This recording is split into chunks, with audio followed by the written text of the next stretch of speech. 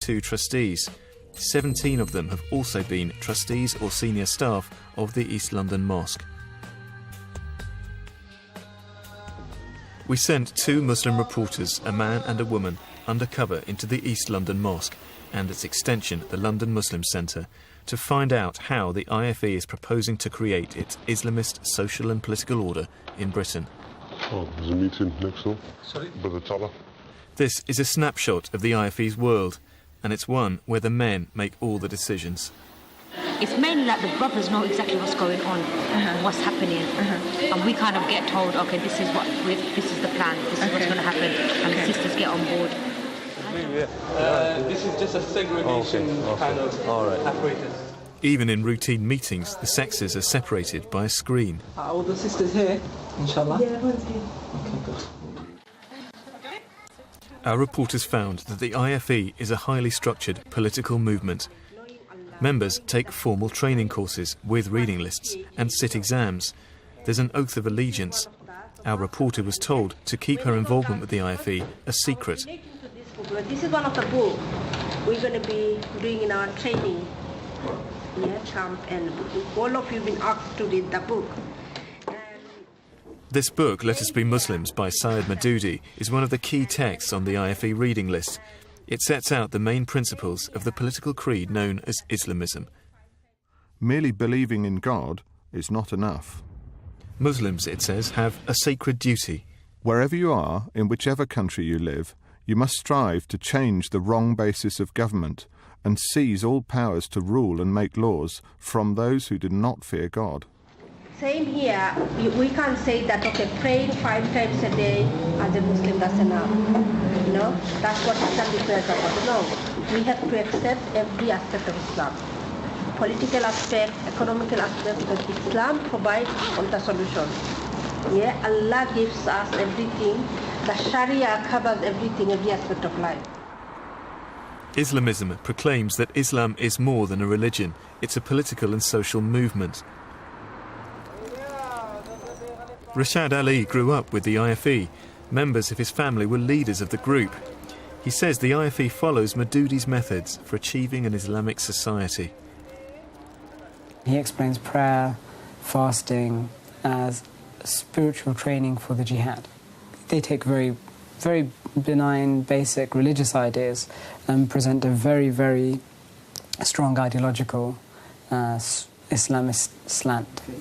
Their perspective is one needs to, well, basically do whatever it takes to achieve that end. I mean, if you have to join a secular party in order to become influential, you even join a secular party to become influential. So you join a secular party with aims actually opposed, perhaps, to that party? And of course. With the intention of what, taking it over? Oh, well, with the intention of being able to influence the future political agenda.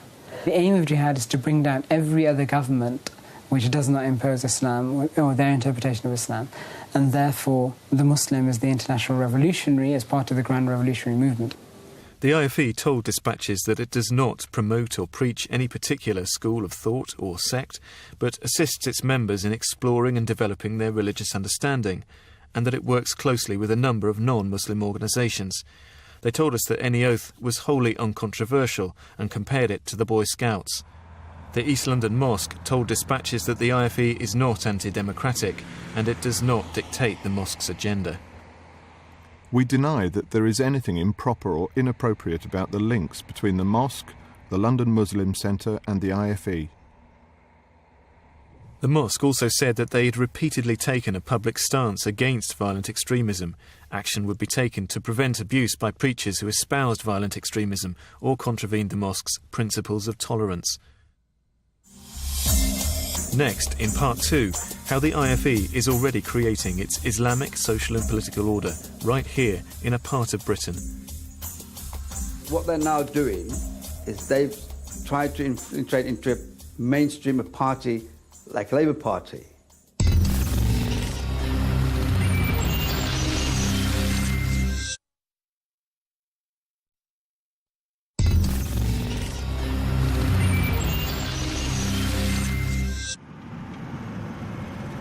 Dispatches is investigating how the fundamentalist Islamic Forum of Europe, the IFE, is infiltrating British politics. I'm starting here, in the London borough of Tower Hamlets. This is one of Britain's most important boroughs, the seat of its traditional power and also its new financial power. But a new form of power is creeping in here too, organised Islamist fundamentalism. One of the local MPs, Government Minister Jim Fitzpatrick, has seen the IFE begin to put Maudud's theories of changing government and seizing power into practice. They are an ideological organisation. They're not a religious organisation, certainly not exclusively a religious organisation.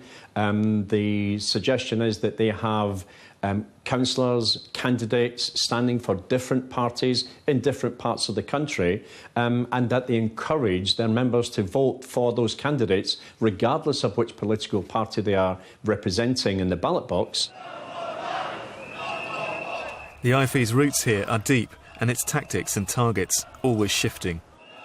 It is 2005, a hotly contested general election seat in the heartland of the IFE at Bethnal Green and Bow. Assalamu alaikum. George Galloway. Nice to meet you. Standing for the new Respect Party is the controversial figure of George Galloway. Mr. Blair's days are numbered. Among the key people helping him is this man looking over his shoulder, Abdul Mir, a rising young star in the Islamic Forum of Europe. He will become a key figure in Galloway's Respect Party.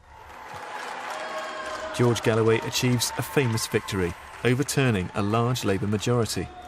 Mr. Blair, this is for Iraq. Mr. Galloway's strong support for the Palestinians and his opposition to war in Iraq went down well in a constituency with a high proportion of Muslims. In East London, a new political power is born. But Mr. Galloway's Respect Party was not the only winner that night. The IFE had scored its first significant political victory, though it did not itself stand for election. Well, I think everyone's played a big role. He's played a massive role. Everyone's played a big role. Modest about and, it. you know, it's huge. It just happens, really. He's the man. Mr. Galloway himself was in no doubt over the importance of the IFE's role. We've obtained a recording of Mr. Galloway addressing a dinner held at the mosque complex shortly after the election.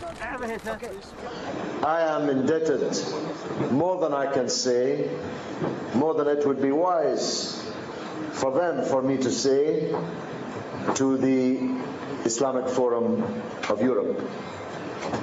I believe they played the decisive role. Mr. Galloway then praised individuals who campaigned for him and said their persistence, which found its echo amongst the leadership and the rank and file of the IFE, was undoubtedly decisive in this historic victory. In a statement, the IFE told dispatches that it did not campaign for Mr. Galloway's election. Mr. Galloway, however, said that the IFE had campaigned for him and told dispatches that it would not have been wise to thank the IFE more publicly because it had enemies within Tower Hamlets' Labour Party, and associating the IFE with his victory would make those enemies more hostile. He added, "You're clearly going to claim that my victory was somehow a victory for the IFE. This is ridiculous. From the day of that speech until this, I've had no approach whatsoever from them seeking anything, still less to exert influence on me." The following year, 2006, Respect went on to win 12 seats on the council. The IFE was seen as an influential force that had delivered again. Abdul Mir, who campaigned to get George Galloway into Parliament, now became the Respect group leader on the council. But Mr. Galloway had offended many Muslims with his antics in the Big Brother house, and his party was losing its momentum. Dispatches is told the IFE was also working inside the Labour Party in Tower Hamlets, and it stepped up its efforts. People were being signed up to be members and then told to turn up at the meetings where candidates were being selected with a list of those who they should be voting for, and were never seen before and never seen afterwards. Tower Hamlets' Labour Party is in special measures. It operates under supervision by the National Party. Last year, Tower Hamlets was told that it could not select its own candidates.